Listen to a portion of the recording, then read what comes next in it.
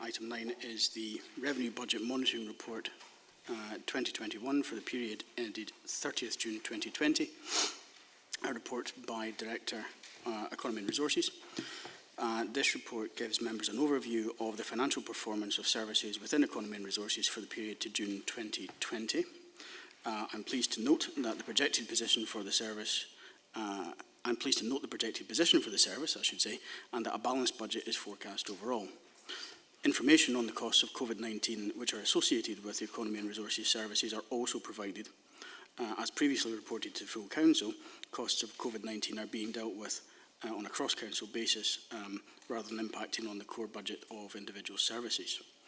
Tam Alder and Gillian Ross are here to respond to any questions members may have on the report. Is there anything either of you would like to add to the report before we go to questions? No, happy to take questions. Thanks very much, Gillian. And I have Councillor Dryburgh first. Archie? Yeah, thanks very much, Chair. Apologies for my earlier intervention taking this report before the last one. I'm sure Councillor Scobie and myself will call a truce on each other, pulling each other up. It's just on the question I asked before, Gillian, at 3.2 with regards to 2.928 million, and I see in 3.3 all COVID-19 response-related costs include those reflected but have been reflected with reports to full council, but the full council funding, if I remember, was 2.9 million, and here we have for Economy and Resources 2.9 million. So you can maybe just clarify that point. Thank you, Archie. Gillian? Sorry, sure, Councillor Dryburgh. Just to confirm that the costs that were presented to full council in August had total costs of 10.355 million. And then once we take into account the funding streams, that came down to a current estimated funding gap of 2.5 million. The costs that are reflected at section 3.2 form part of that 10.355 million costs that were presented to full council. So they form part of those costs there. And so they are before the application of the additional funding streams that we have had received from the Scottish Government at this point in time. The rest of the costs are spread across other council services. Okay, thanks. Okay, thanks, Gillian. I have Councillor Hislop next. Ivor? Chair, it's going back to the reduction in expenditure again. We are saying that we're going to have a break-even budget. Now, does that mean we've taken the 680,000 out of the headline budget, or do we expect to spend that 680,000 over the course of the year, catch up sort of thing at the end of the year, so that it will be break even? Thanks, Ivor. Gillian?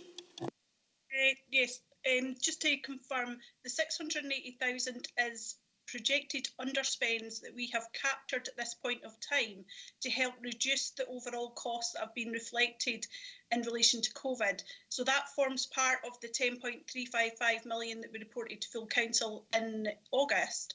In terms of that reduction in expenditure is required to contribute towards that position. The taking into account that application of those funds to offset or help reduce the costs of COVID, the remainder of the Economy and Resources budget is expected to break even. Okay, thanks, Gillian. Ivor, did you want to come back on that one, or are you content? It was just, so therefore it has been taken out of the budget because it's been put into the COVID budget. Gillian? Yes, to effect that is basically the case. It's basically we've estimated areas where we think we should be able to reduce costs. So things like transport costs, we're not seeing anything like the same level of transport costs just now as what we would normally. So what we're trying to do is ring fence those underspends to help contribute towards the overall costs of COVID. So what we're saying to budget holders is, you know, you haven't spent that money on travel just now, but please don't spend it on anything else, because we need that funds to be able to contribute towards the overall COVID, recovery kind of process at this point in time, so that we can try and minimise the overall cost to the council. Okay, thanks, Gillian. Ivor, you want to come back? And then I've got Malcolm Johnson. Ivor? So, wouldn't we be better stripping that 680,000 out of the budget just now and setting it aside, rather than saying we're having a break-even position? Because by saying we have a break-even position, that just about says that we could spend that 680,000 because it's still within the headline budget. You know, it's maybe pedantics, but I would rather we knew that, is it there to spend or is it to go, and therefore it shouldn't be in this budget? I'd taken it to be the other way around, effectively, that we had the break-even position because we had that that 685k. But I'm happy to get clarification on that, Gillian.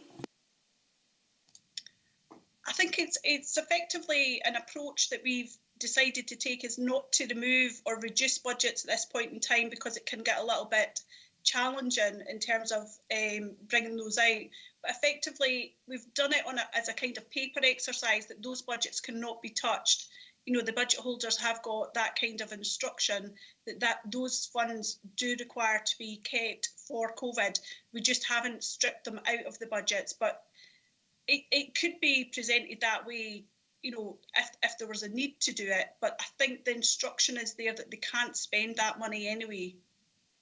So if you know, basically, if that reduced income wasn't being taken into account as part of the COVID, what you would see for Economy and Resources would be that they would have a 680,000 underspend reported rather than a break-even position. Okay, Ivor, you want to come back? Chair, but it must be out, or if it wasn't out, we would be reporting a £2.9 million overspend, because that's what it says in here. Because you can't have it out on one side with the COVID, the overspends, and then leave it in with the 680,000 of an underspend.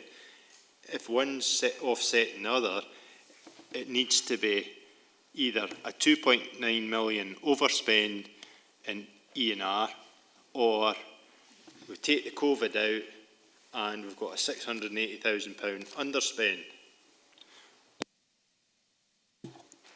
Okay, Gillian? I think it's maybe the presentation then, Ivor, that maybe is maybe confusing, that we maybe need to look at the moment, is that effectively the very last column in Appendix 1 reflects basically all the COVID-related, you know, expenditure and income or reductions in spend that there are within the current budget position, but there have been no adjustments to the budget position. It's just effectively what we are showing is, you know, that within that budgeted position, there would be variances that were very significant had we chosen to reflect that. But because we're reporting all COVID-related expenditure as being council-wide and out with the controls of Economy and Resources, we have basically stripped out those variances and shown them within the last column. So effectively, we have captured it, but just not through reducing the actual budgets. We haven't increased the service budgets for the increased costs either, but we haven't reduced the budgets. It's maybe something to do with the presentation that I maybe need to look at to maybe make it a little bit clearer. Yes, I think that might assist. Ivor? Chair, it's just that I accept COVID is here, but I think it should, if any COVID spend is here and savings are here, that has to be dealt with there, because we start mixing budgets up now. Where did that money come from? Did it come from this report, or did it come from that report? Is it in? Is it out? And I think it kind of confuses if you're putting both in. We had the report at full council of the COVID expenditure. Now we're seeing that actually, my terms is reading a set of books, and maybe I'm not the best to do that. We've got a £2.9 million overspend in E&R, according to what it says here. But then we've stripped that out, which is actually, we've spent £3.5 million more than we should have budgeted for, but we've saved 680,000 elsewhere. Now, if you're taking that out, you take it out and you set it aside and report it separately. But I don't think you should mix the two up, because you start getting confused as to where it came from, where it went, and stuff like that. It might just be the presentation of it, but I think it should be separate, so that we know exactly that's where we are. Because my reading of this is we've actually got an underspend if you're taking the COVID expenditure out to go elsewhere, and therefore that should be the 680,000 underspent. And we withhold that and put it across when we do into service reserves. But it's like you say, maybe presentation, but I think it just gets confusing that, well, is it this or is it that? Where is it coming from and where does it go in? So I think it needs to be set out clearer. Okay, thank you, Ivor. I take the point. Maybe we can get a look at how that can be just clarified for members a bit. So the Director wants to come in, Lorna. Thank you, Chair. I think it's an absolutely sort of clear point and fair point, Ivor, in terms of what's been reported to full council and therefore what members also understand in terms of the costs and any offset to that and the funding to be applied, which isn't reflected here. I think there's a chance then, as we bring the corporate outturn report through finance to the FPT committee, to clarify that and make sure, because there's been service committee reports already in this form, and to clarify that and bring some sort of reconciliation, if that's the best way of describing it, but not just so members can see the whole picture and understand what's there and simplify it going forward. I think that would be helpful. I think that would benefit our understanding without a doubt. Thank you, Lorna. So I now have Malcolm Johnson to be followed by Katie Hagman and then Elaine Murray. So Malcolm. Thank you, Chair. It's kind of, well, two things really, and one of them is going kind of back on to Ivor. Could you explain, Gillian, how confident you are with the calculations of the reduction in expenditure? What I'm heading towards is, did you set up different ledger codes and things like that, or has it been done as an estimate, as some other estimates have been done financially in the past, which didn't work out too good? So just how confident are you in the robustness of this? And the next thing is, we're monitoring the situation with, and you highlight at 3.7 the risk of European funding. Have you got any information as to how that's progressing, as to whether we are going to achieve the £989,000? Thanks, Malcolm. Gillian. Thanks, Councillor Johnson. With regards to the estimates, they are estimates, but they are based on underlying monitoring information that we've got just now. So in some areas, we can actually see that the level of spend that we would normally expect within a quarter has not incurred. So we've captured, those kind of elements. Some of the costs are actually, now finished, and we're able to refine those estimates and finalise those, in relation to the Shield In and the free school meals. Those initiatives have now completed. So we'll be able to finalise and update those estimates to make sure that they are 100%, accurate within those. But certainly they are estimates based on the best available information that we've got just now. But given that things change with the COVID-19 pandemic, and the estimation as to when things will start coming back online with the restart recovery, they will potentially be subject to change, as I think we've sort of explained as part of the report to full council. In relation to the second point that you had with the 958, in relation to the European funding, I don't have any further updates at this point in time in relation to where we stand with that, but it is something that we are obviously aware of at a national level just now. So while it is reflected as a risk, it is there for members' awareness. And if there's any further clarity that we get in terms of whether that would represent a real risk to the council financially, we will of course update members at that point in time. Okay, thank you, Gillian. Malcolm, do you want to come back? Yeah, it was really just about the robustness of the data, because if you're just taking figures such as unusual levels of expenditure or reduction in expenditure, you need to be confident that that was entirely down to COVID and wasn't just down to efficiencies or waste. So I would very much appreciate some clarity on these calculations. Okay, thanks, Malcolm. I guess that's something that we can look at in due course, Gillian. Sorry, yes, I was just going to say that we do have a separate detail code, Malcolm, in relation to COVID, which we have created, which is used council-wide across all services. And in addition, we have created additional cost centres to record specific funding streams. So areas like the hardship fund, the new restart, recovery and renewal projects that have had separate approval for additional spend, they've all got new additional cost centres so that we can capture that information. The crux of the kind of the details for COVID is based on that detail code, but also the information that originally came back from the cells in relation to where they were incurring and spend. So it is all documented. We are getting specific details back from the service managers and the finance officers in relation to where the spend is, and we are capturing it all independently.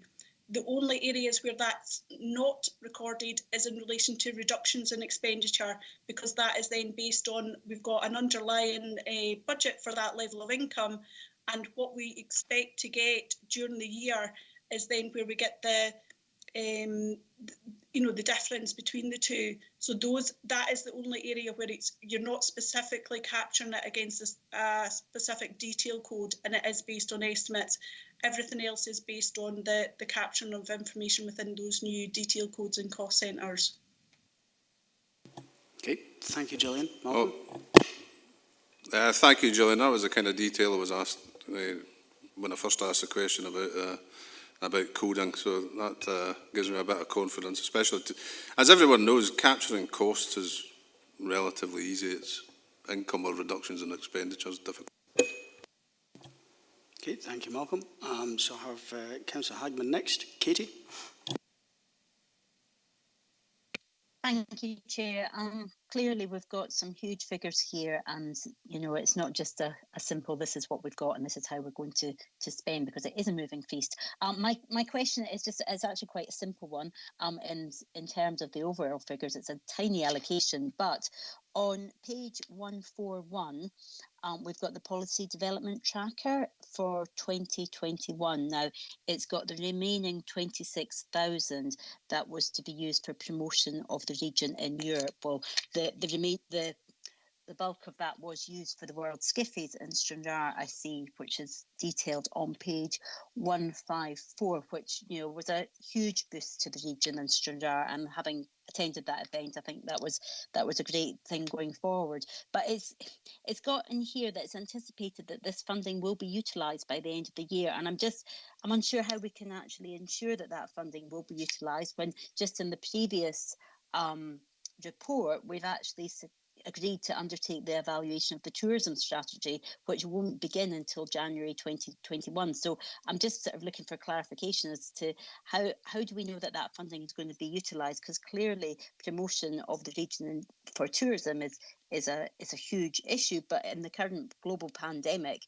there is a shift of focus, and quite rightly so by officers. So I'm just wondering how we can ensure that will be utilised. Thank you. Thank you, Katie. Gillian, will you take that one?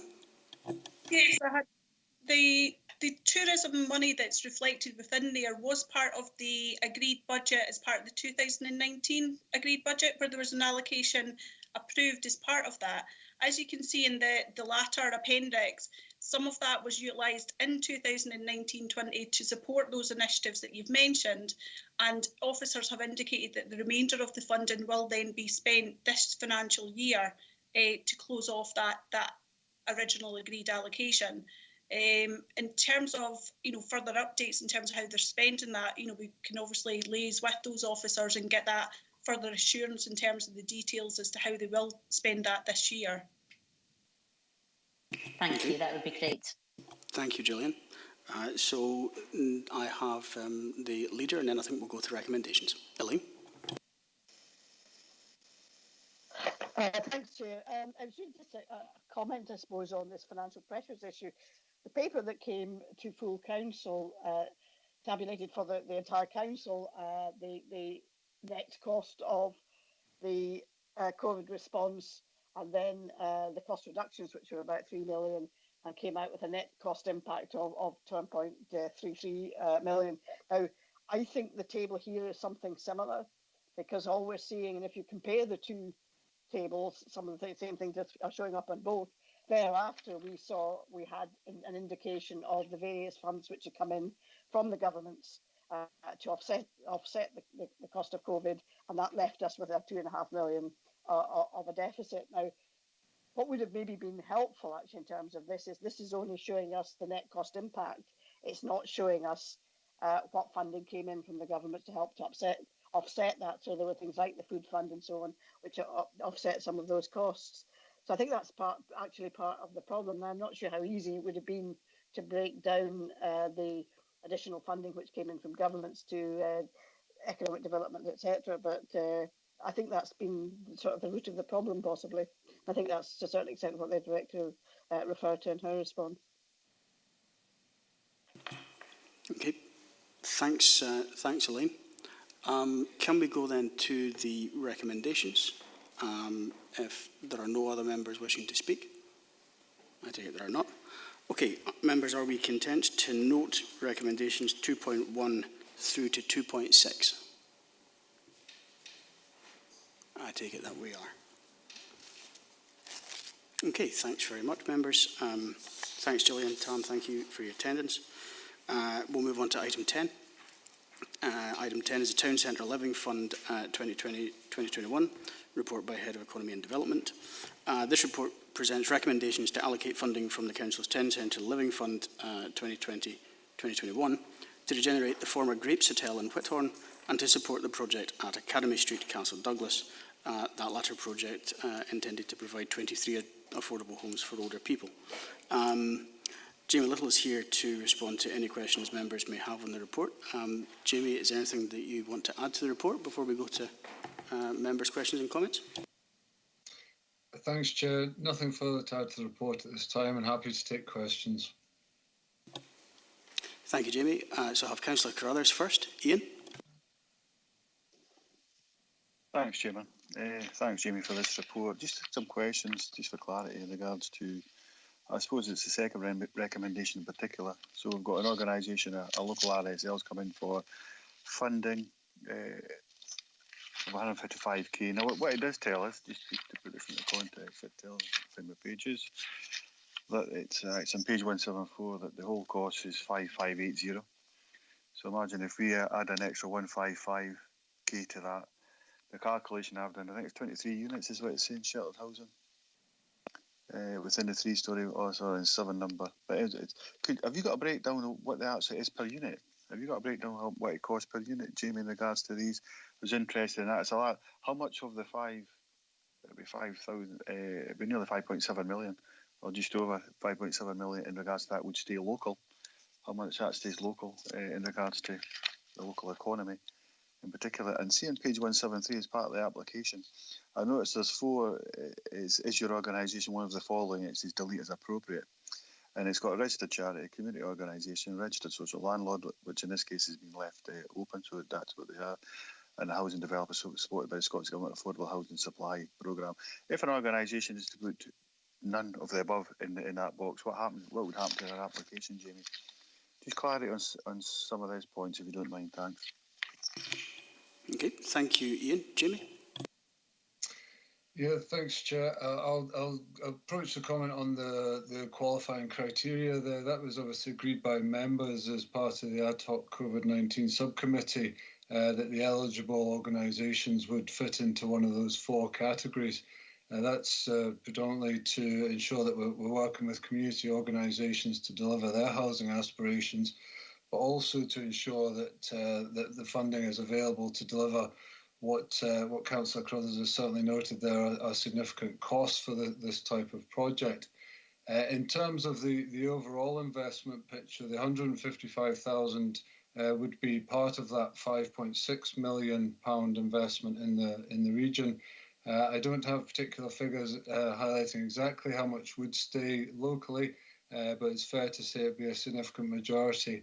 Many of our local RSLs who are working on development are seeking to use contractors based locally. They also are working with schools around education and potentially providing construction opportunities to help us keep our future generations in this region. So in terms of the cost per unit, it's effectively the 5.6 million divided by 23 there, which is quite a significant sum of money, but really highlights the fact that regeneration projects of this nature are extremely expensive. And if we can provide some support to enable them, then they'll help to meet many of our wider strategic objectives. Thanks for that, Jamie. Thanks, Chair. So, if you don't mind, I just think that, so I've worked out just short of £250,000 per unit, Jamie, which is expensive, especially taking into consideration it's flat accommodation in particular. I thought the average was between 120 and 140 for an affordable unit, but clearly there's costs here that need to be met. But I suppose it's as much noting, and go back to page 173, and the COVID-19's agreed that the 4 particular types of organisations, that maybe needs to be looked on and reflected on from the council's point of view in regards to making it having wider opportunities in particular areas. Okay, thank you, Ian. I have Councillor Hagman next. Katie? Thank you, Chair. Thanks, Jamie, for the report before us. And actually, I just want to sort of welcome the allocation to the All Roads lead to Whithorn. It's just a point of clarity that I'm looking for, because within item 10 that we're on, but also again within item 11, the organisations referred to All Roads Lead to Whithorn Charitable Trust, or All Roads Lead to Whithorn Trust. Now, the Whithorn Trust is a separate organisation to the All Roads Lead to Whithorn group. So I just wanted to get that clarified, that can we possibly even take out the word trust, just so that there's no confusion between the two bodies, because they're two separate bodies. I sit as a trustee on the Whithorn Trust, but I have absolutely nothing to do with the All Roads organisation. So it's just really for a point of clarity, if we can get the wording trust removed from there. While they are a charitable organisation, they are separate to the Whithorn Trust. Just to make that point. Thank you. Thank you, Katie. So, I mean, I'm sure clarification can be provided if it's required. Jamie? Yeah, thanks, Chair. The application is submitted with the detail of All Roads Lead to Whithorn Trust. If that's been an administrative error, then that can be dealt with. But I would say that it's effectively looks like it's an administrative error if there is one. Okay, thanks. Thanks, Jamie. I have Councillor Marshall next. Sean? Thanks, Chair. Yeah, I think Councillor Crothers and others have spoken earlier today about the importance of derelict building strategy, and obviously this Town Centre Living Fund addresses mainly some derelict buildings within Town Centre, so totally support this, very important.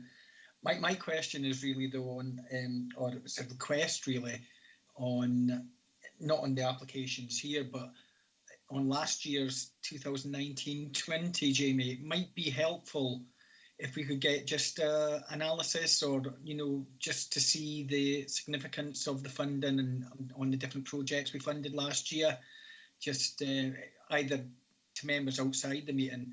Obviously, there's one in Annan that I know of in Bank Street, Eskin Church, so I'd really like an update on that one, because there doesn't seem to be anything happening with that. So I'd really appreciate an update, because I think that got funding from the Town Centre Living Fund. Thanks, Sean.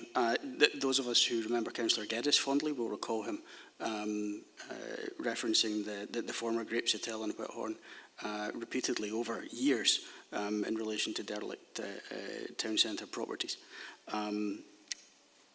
Jamie, I'm not sure whether the update is something that can be provided now, but if possible, can it be circulated to members of the committee after the meeting? Thanks, Chair. Just for a point of clarity on the Erskine Church, there hasn't been any allocation of funding from the Town Centre Living Fund to that property. It is, however, included in the Strategic Housing Investment Plan, and we are working with the developers to try and find a solution to that property, which, as Councillor Marshall will be aware, has been long-standing in Annan Town Centre.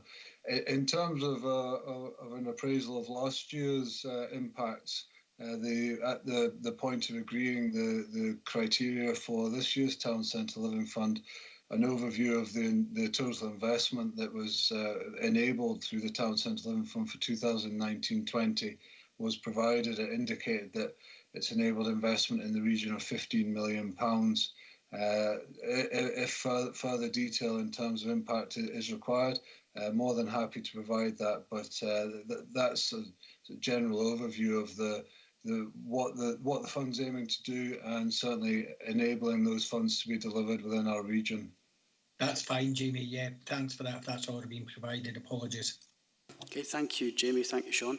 So I have Councillor Scobie, followed by Councillor Hislop. Willie? Thanks, Chair.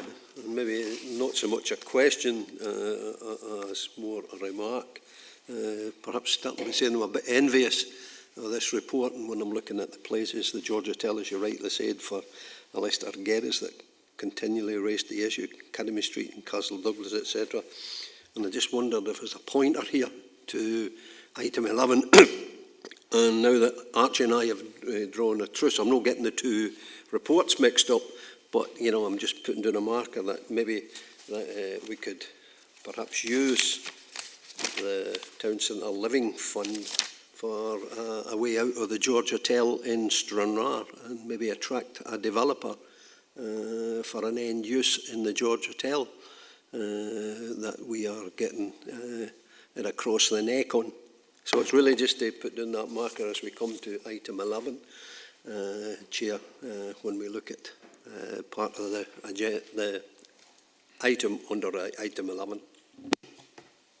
Thank you, Willie. Ivor?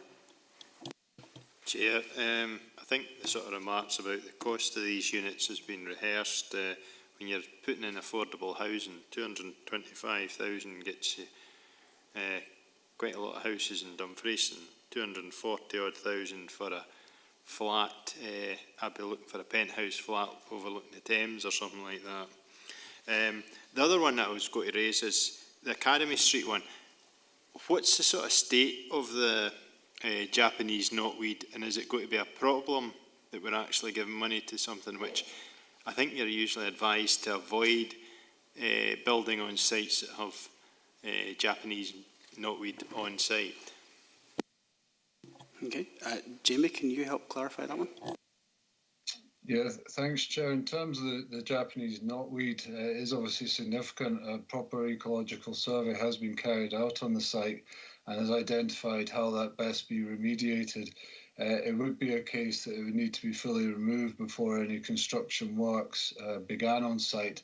It is part of the cost that they're seeking funding towards, but obviously they would not be developing on any site if that was still going to be an issue. It would, for their perspective, cause them serious issues on the ongoing management of those properties in the future.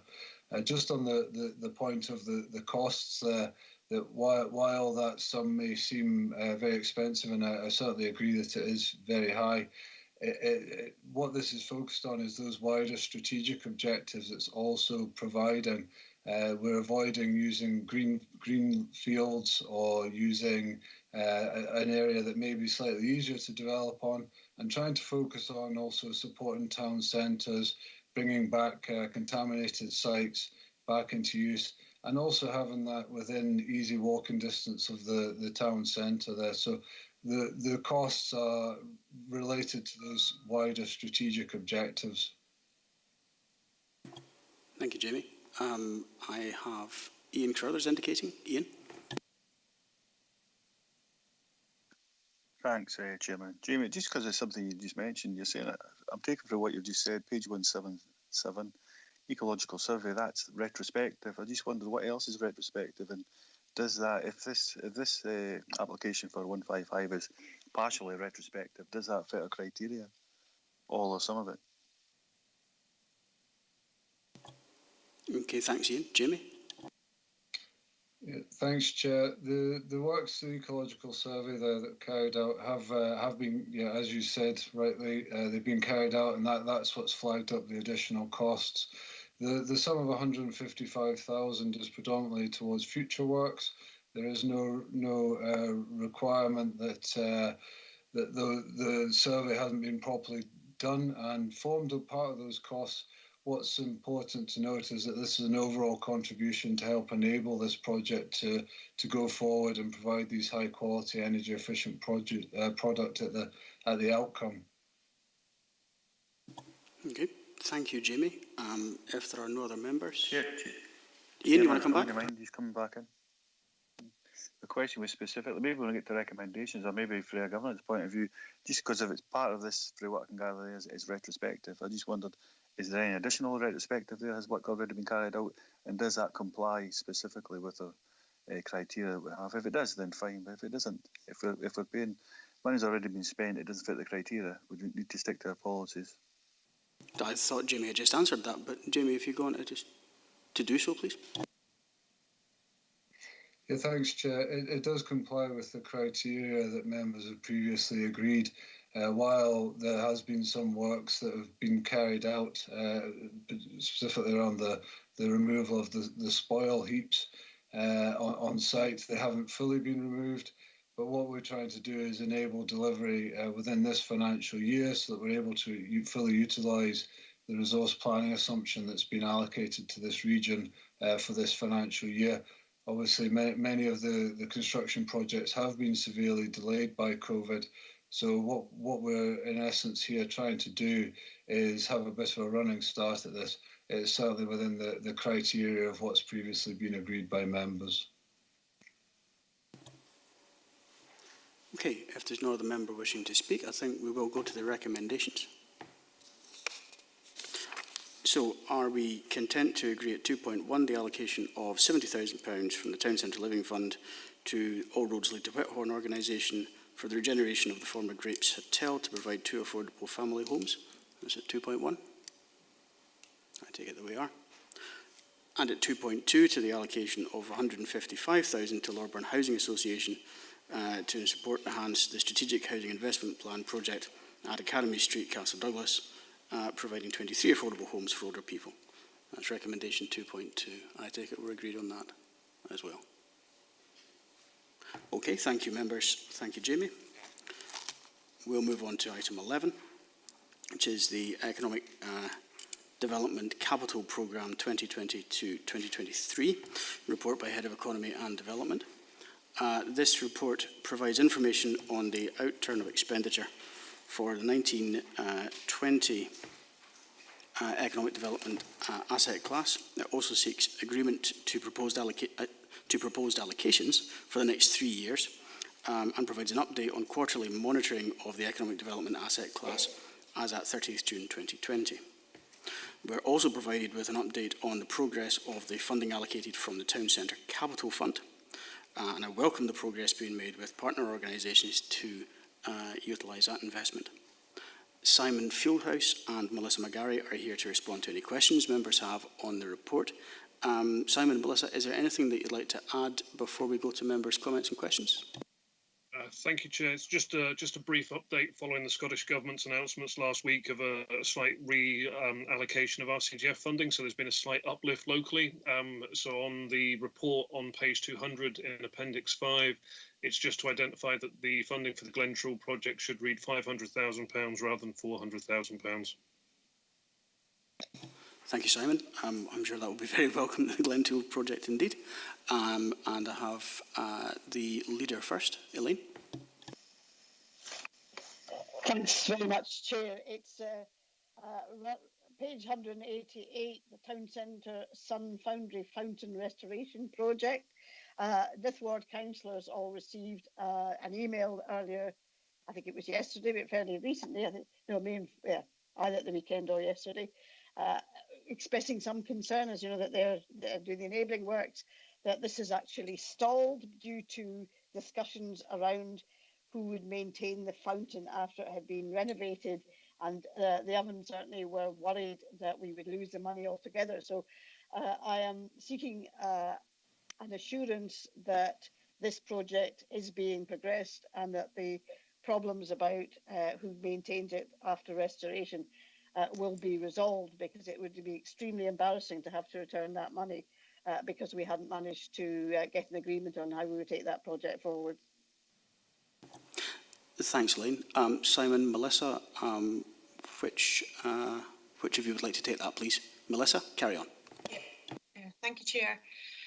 Yes, this project is being led by a service within the Council, Neighbourhood Services. We're asking them to provide us with an updated development timeline to enable us to get those assurances in place that the project will be delivered on time. The deadline for spend has been extended until September of next year.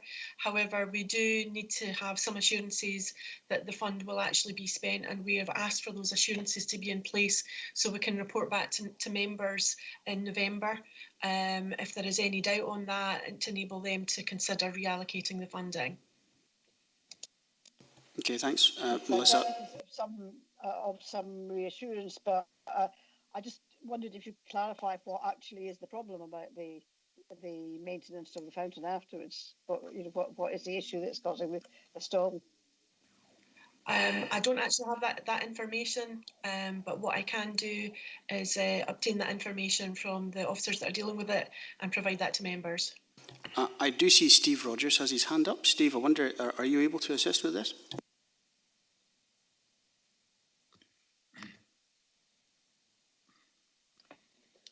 Chair, yes, thank you. We'll take this up. We're working very closely with an external community organisation to take this project forward. So we'll certainly try to get to the bottom of what this particular issue is and resolve it.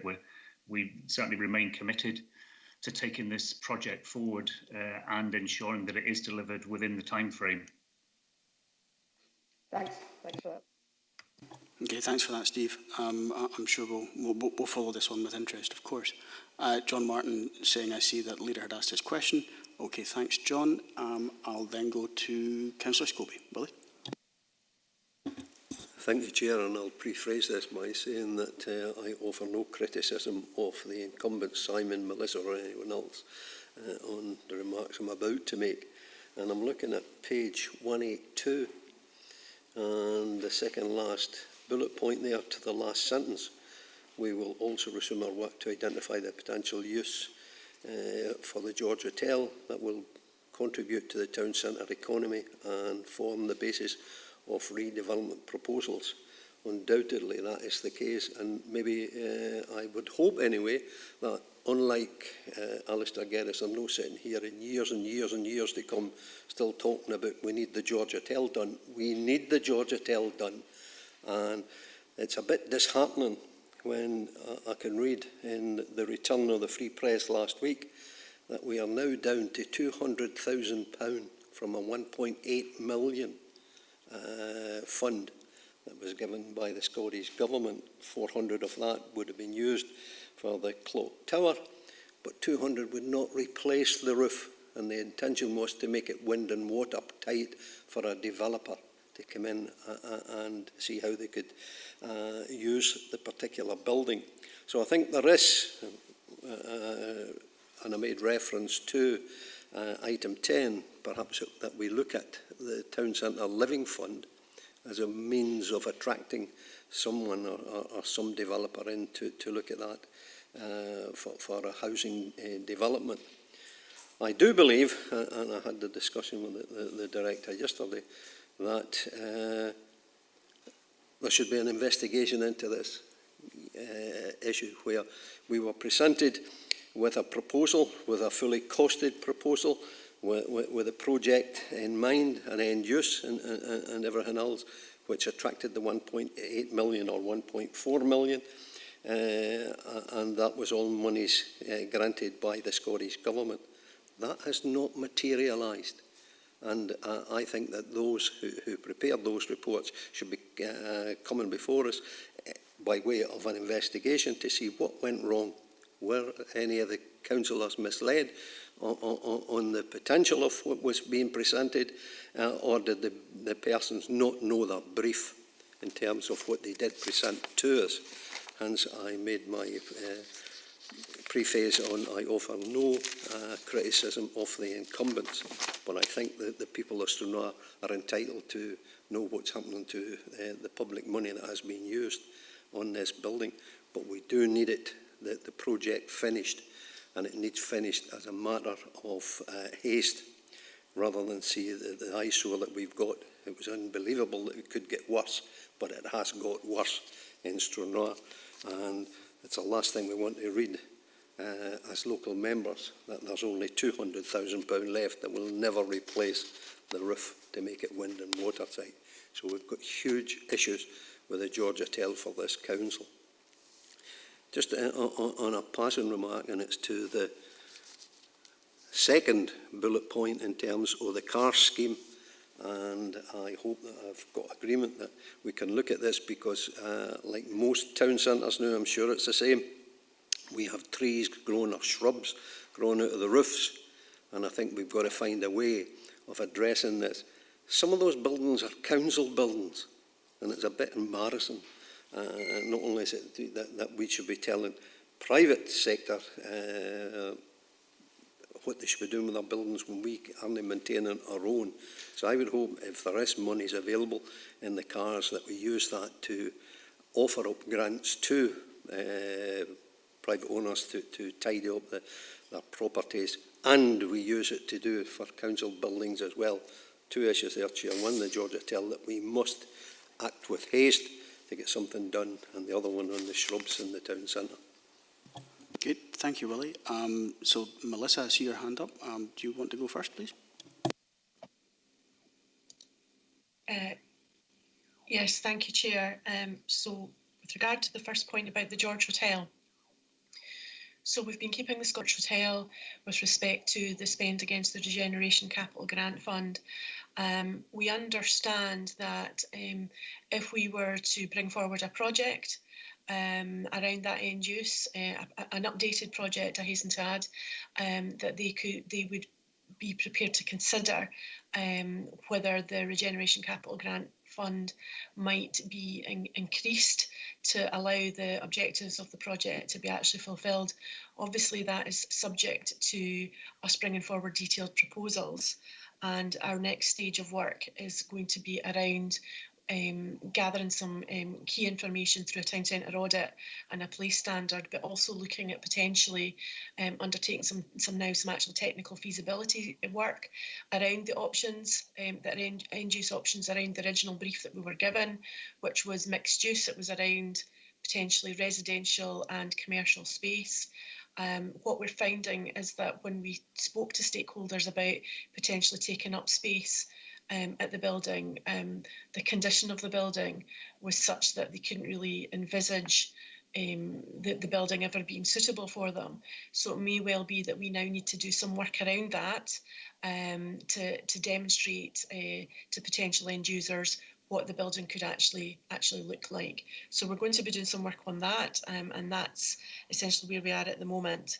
In terms of the car scheme, the car scheme is partially funded by Historic Environment Scotland funding, and the grant criteria are around specific eligible features that would be eligible for Historic Environment Scotland funding. In terms of tidying up the buildings in the town centre, that may well be an issue that we could look at with officers involved in the car scheme and other aspects of the town centre restart work, to see how we can support Stranraer Town Centre to be a tidier environment around the issues that Councillor Scobie's just identified. Okay, thanks, Melissa. Willie, you want to come back? Yeah, Chair, I'm pleased to hear what Melissa just said there, but I think from my perspective, and I hope from the other three members, that we need to be kept fully apprised of what's going on as the local members to the George Hotel. And Melissa, I would prefer that if you could have given some timeline to what she was just saying there in terms of how she's going to move it forward, or the intention to move it forward, because we do need a timeline so that we don't come back in years to come saying we've still got the George Hotel. So we do need a timeline to all that Melissa's saying, but we need regular updates, if not weekly, at least a monthly update at the very least, where Melissa or whoever it is sits down with the local members to, you know, because we are representing Stranraer, and it's the stakeholders that have to face what we're looking at just now. Okay, thanks, Willie. Melissa, communication and timelines?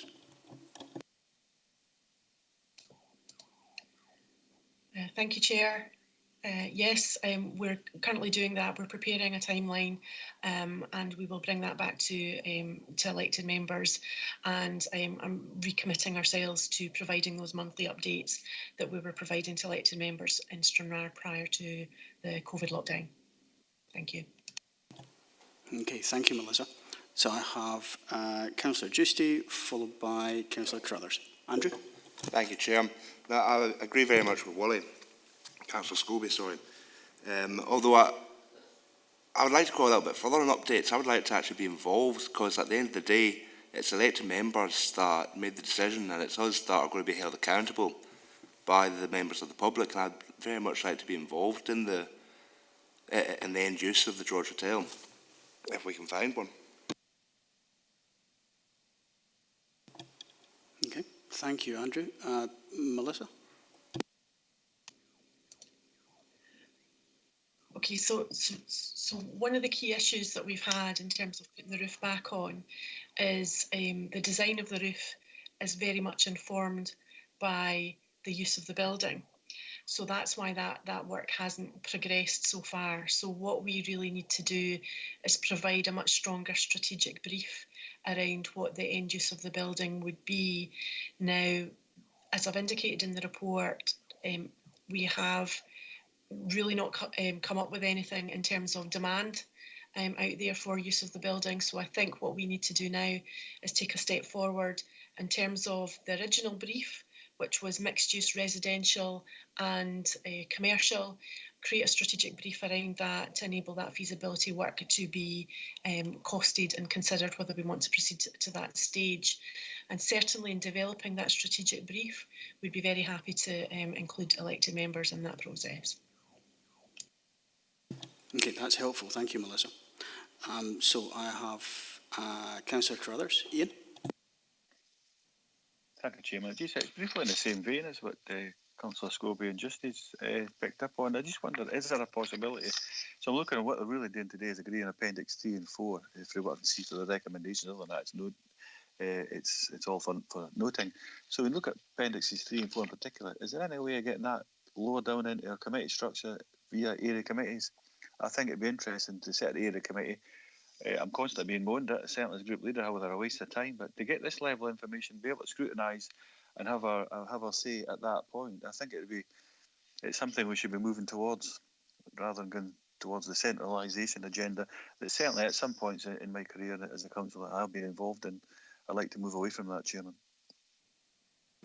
So I note the point. It strikes me that it would be one we can look at further when we reconvene the Review of Standing Orders Subcommittee, which is due to happen fairly soon, if I remember rightly.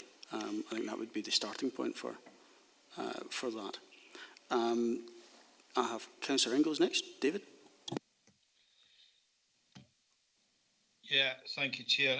Just to stay on this George Hotel issue, I would like to think we could be a wee bit more adventurous than simply looking at it from the point of view of town centre living accommodation, which at the end of the day is going to bring very few people into the town centre. And I think we spoke about this, Melissa, at a meeting quite a while ago now, you know, the possibility of some sort of use built around the heritage of Stranraer, maybe nautical education, you know, which would entice visitors into the town centre and which would support the shops that are round about the George Hotel and in the main street and in the square, you know, in the castle area. It's all very well providing living accommodation, but at the end of the day, you're only going to bring a couple of people into each unit. If you're going to rent offices, you're only going to bring a couple of people into each office. So, you know, I'd like to think we could try to be a wee bit more imaginative with the George Hotel. I think it's an opportunity, and I think Stranraer does deserve the George Hotel to be an iconic structure, you know, and I don't think we should have an knee-jerk reaction and just jump in there and say, right, let's put, 10 flats in there and a couple of shop units, which they're having difficulty filling shop units in Stranraer at the minute anyway. Yeah, so, I would like to think there's a wee bit of consideration given to something which might add to the offering that Stranraer has for tourism. Okay, thanks, David. I think clearly discussions on this will run for some time. It would be fair to say. Although I take Willie's point that I don't want to be sitting here in 10 years' time with the George Hotel looking exactly the same as it does now. And I do take the point that while it is safe now, it's not pretty. It was probably more picturesque when it was unsafe. It is unfinished business, and I think everyone on this committee does want it to be addressed. However, I think if there are no further members indicating to speak at this point, we'll go to the recommendations. Members, at 2.1, can we note the outturn expenditure for 2019-20 as set out in Appendix 1? Okay. And can we note the Town Centre Capital Fund progress update set out in Appendix 2? And can we agree the proposed Economic Development Capital Programme allocations for 2020-21 to 22-23 as set out in Appendix 3 and Appendix 4? Is that agreed? Willie? Just an added, Chair, and the discussion of this item was around the George Hotel. I would hope that we could put a 2.5 to say we want an early report on the George Hotel. I take the point that Ian Carruthers made in terms of area committee. I would hope that it could go further than the area committee and go to a ward basis. It's the 4 ward members and the stakeholders at Stranraer that's really concerned. And I know others will be throughout the whole region or the council, but I would hope we can do that by ward. So just to add that we get an early report on the George Hotel with the timelines, etc. Okay, I think members are content with that, looking around the room. So we have done 2.3, we have agreed 2.3. We note at 2.4 the update on expenditure to 30th June 2020, that's in Appendix 5. And Willie has proposed a 2.5 that we receive an update report including timelines for the planned work on the taking forward the George Hotel. Lorna? It's probably just a reminder to members, in January you agreed to receive a report back in the George Hotel, so it is already a current action that's outstanding for officers, so just to hopefully reassure you if it's necessary to put another recommendation in, but it's already a current outstanding matter.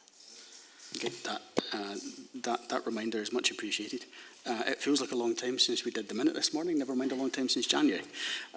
So I appreciate the reminder. Okay, thank you, members. Thank you, Simon and Melissa. We'll move to item 12, which is the Property Buildings (Other) Asset Class Capital Programme Outturn Report 2019-20 and Capital Programme Monitoring for 2020-21 report by Head of Economy and Development. This report provides information on the outturn of expenditure for 2019-20 for the non-schools property asset class and updates members with progress on the capital programme for the first quarter of 2020-21. Paul McCulloch is here to respond to any questions members may have on the report. Paul, is there anything you'd like to add before I bring members in? Thank you, Chair. Nothing to add to the report, and I'm happy to take questions. Thank you, Paul. I'll open this to members' questions and comments. Councillor Hislop. Thank you. Paul, is there any abortive spend in this report? I.e., we had the report that stated that we didn't require as many office buildings as we currently have. Is there anything in here that we're spending money on that we could avoid?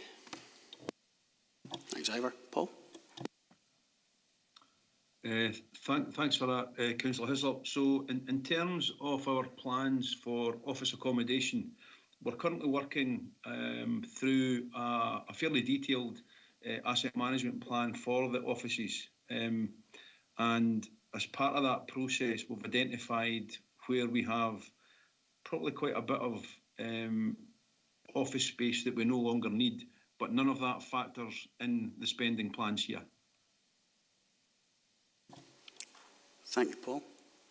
Any other questions or comments? I'll just give a minute to double check that the chat is caught up. I don't see anybody else indicating, so. I've got my hand up, Chair. Ian Criller. Ian, yes, so I don't know if there's a technical reason why you can't use the chat. Sometimes I don't see the hand icons. Carry on, Ian. Thanks, yes. So just a small point, 3.9. 3.9.1, Paul, page 204. I noticed in the additional projects are being added. Certainly Lockerbie Town Hall's fire alarms, Moffat Town Hall, again, emergency lighting replacement.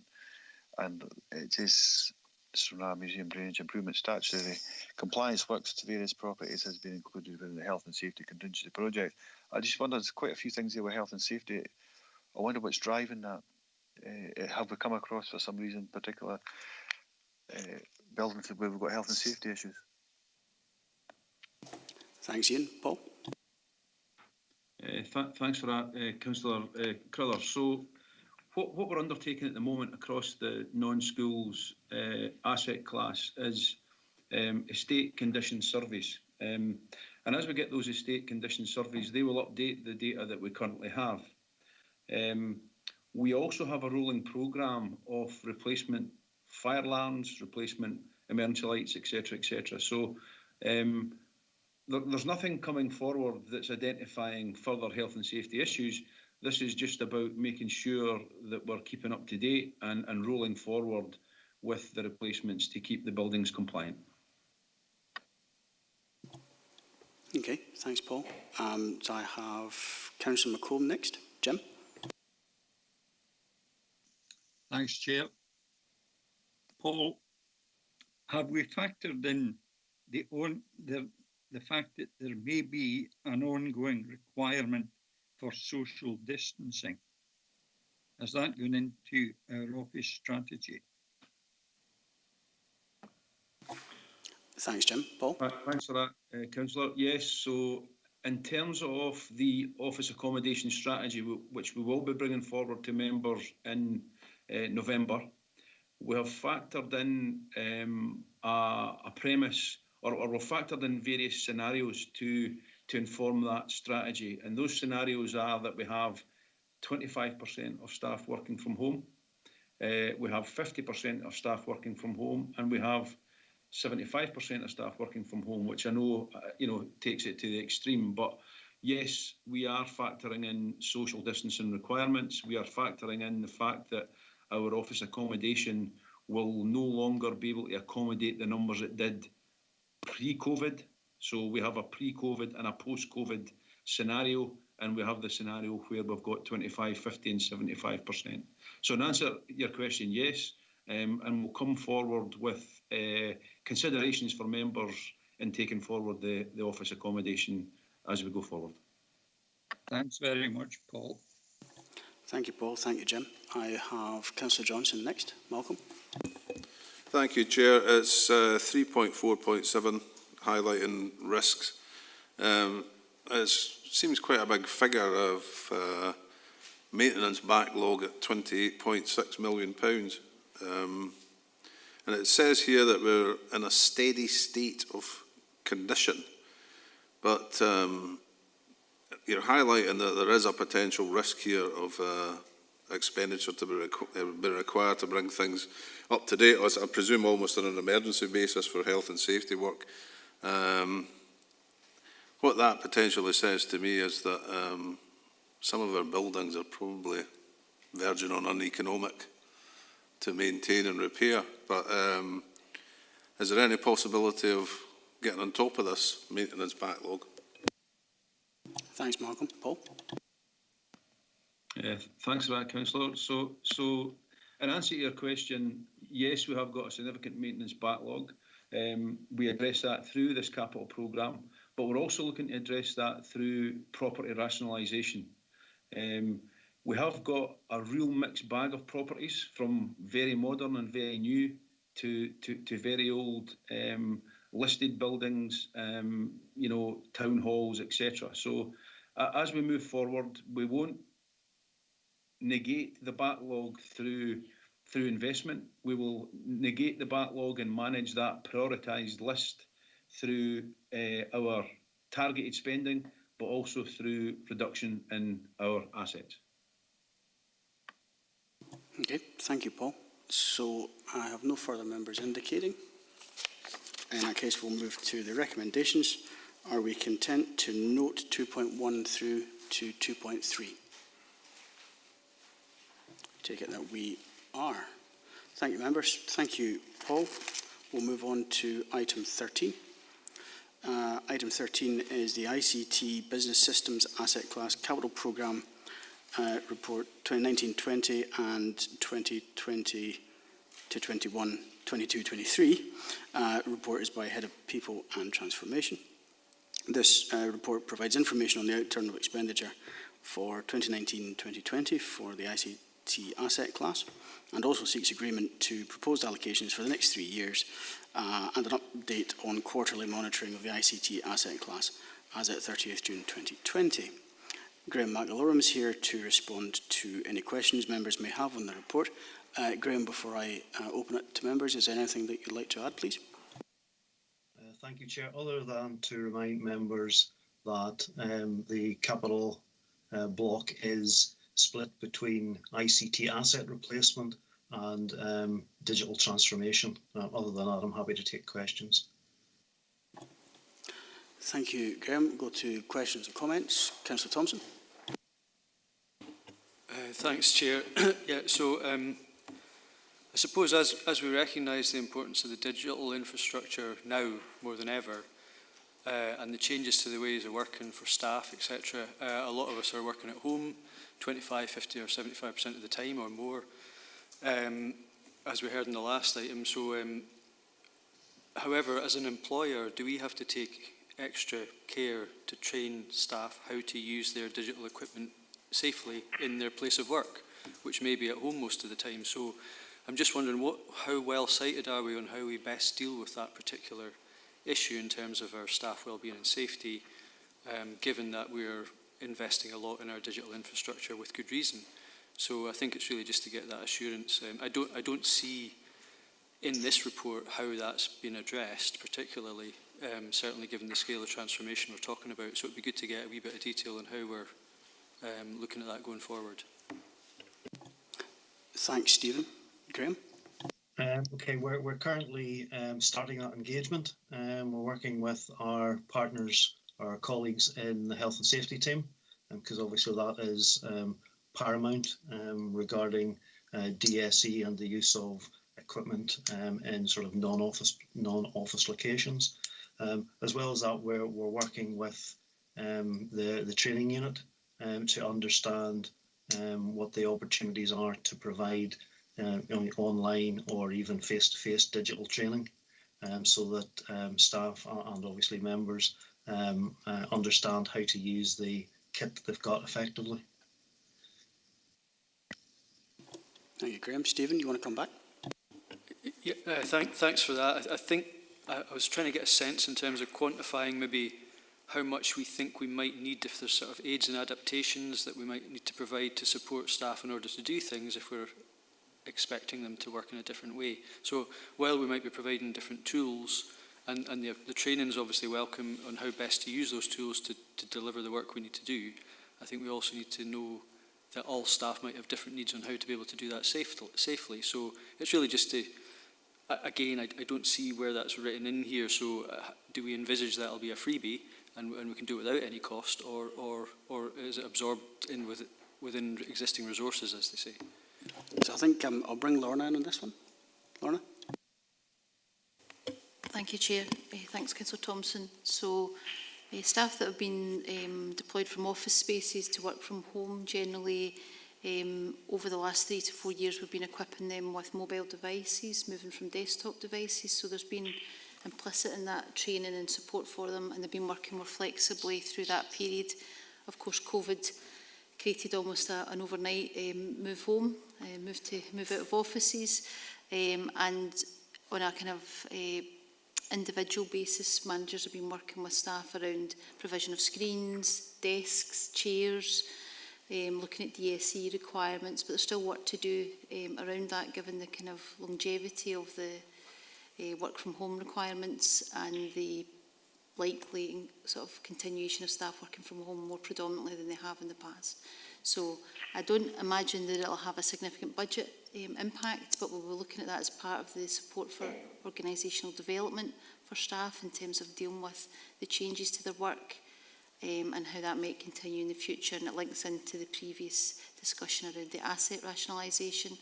We need to look at the staff, the support for their digital capacity, but also the availability of office space and workspace for them as well.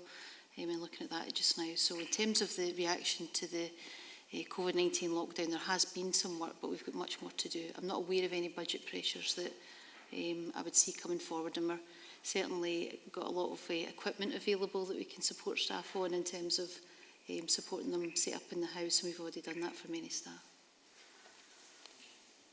Okay, thank you, Lorna. Thank you, Stephen. I have Councillor Hagman, followed by Councillor Carruthers. Katie? Thank you, Chair. Can I ask, in terms of the report before us, so obviously we're looking at the capital class programme.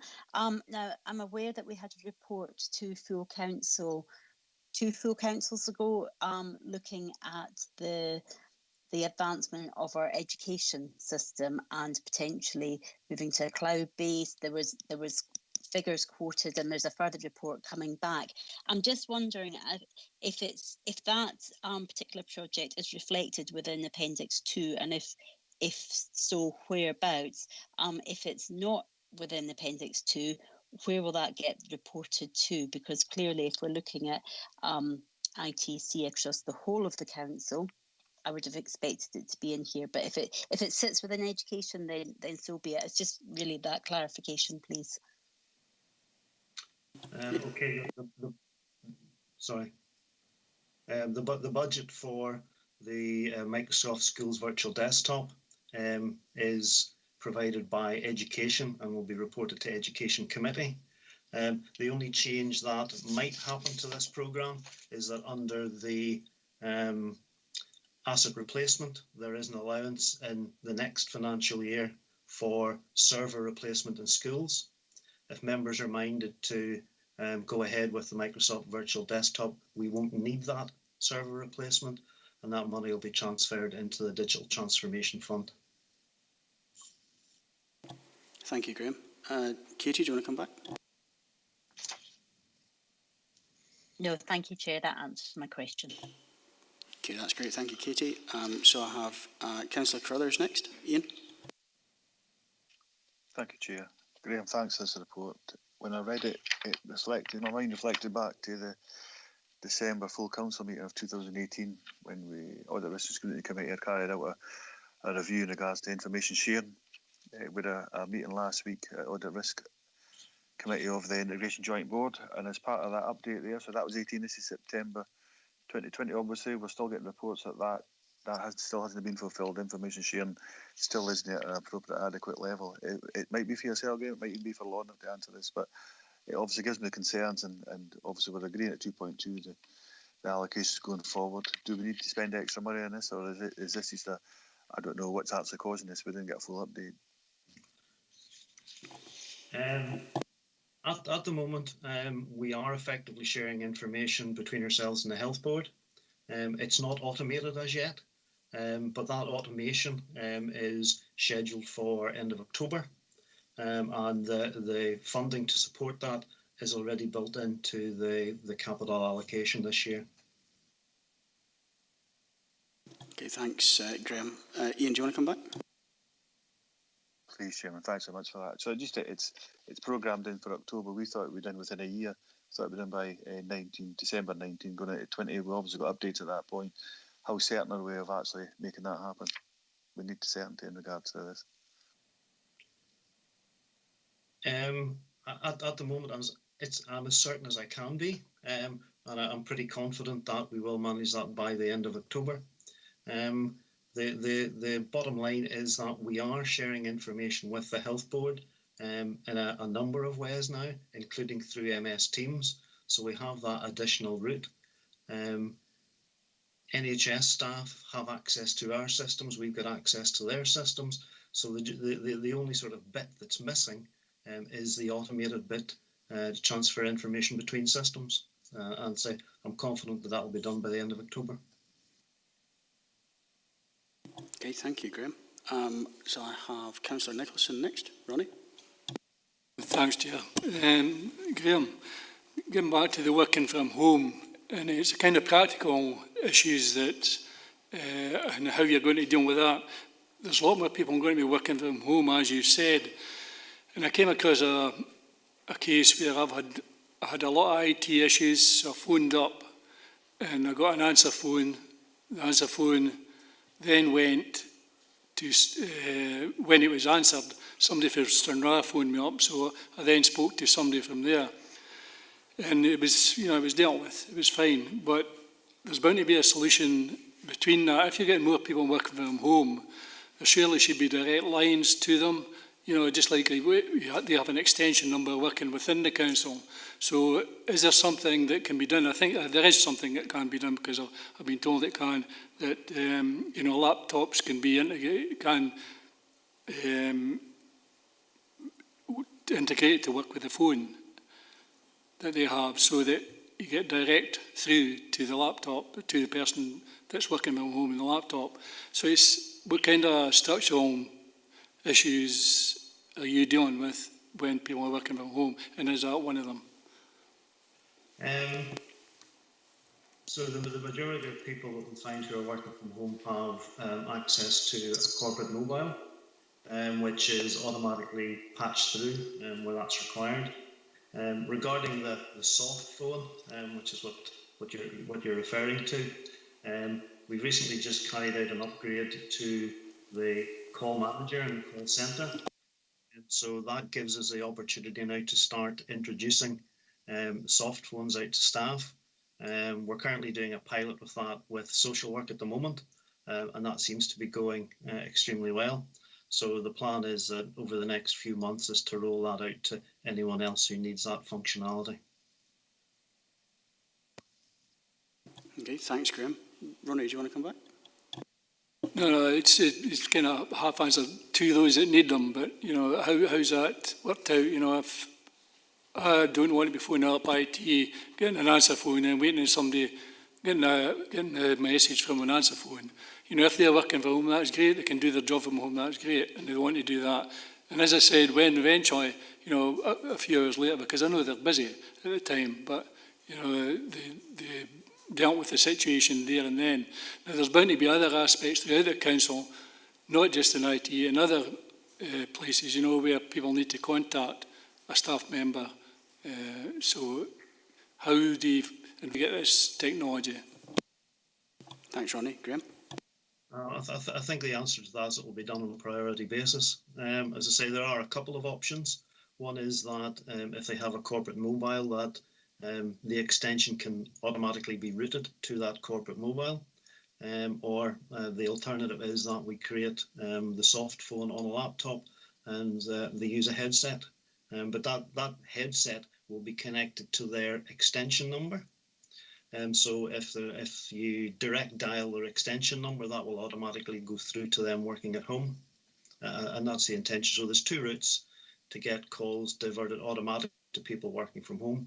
One is divert them to their mobile, and the other is to automatically divert them using the soft phone. Okay, thanks, Graham. So if there are no other members indicating, I'll go to the recommendations. So, members, 2.1, can we note the ICT Business Asset Class Programme outturn for 1920 is set out in Appendix 1? Okay. And at 2.2, agree the funding allocations within the ICT Business Asset Class Programme for 2021-22-23 as set out in Appendix 2. That's agreed, okay.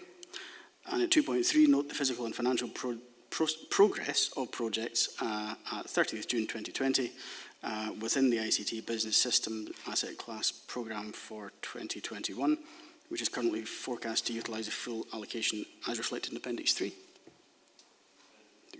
Noted. And at 2.4, note the potential projects in paragraph 6.4 that will require additional capital funding to support their expedited delivery. We're content to note that. Okay. Thank you, members. I have not been notified of any urgent business. I therefore intend that we proceed to item 15, which is Local Government Scotland Act 1973. Do members agree to adopt a resolution to exclude the public from the meeting in terms of section 50A, brackets 4, paragraphs 9 and 10 of part 1 of schedule 7A of the Local Government Scotland Act 1973? I take it that we are agreed. I think to support the smooth handover of this to the private meeting, shall we say 5 minutes? And commence the private meeting at, well, 4 minutes, 3:10. Thank you, members.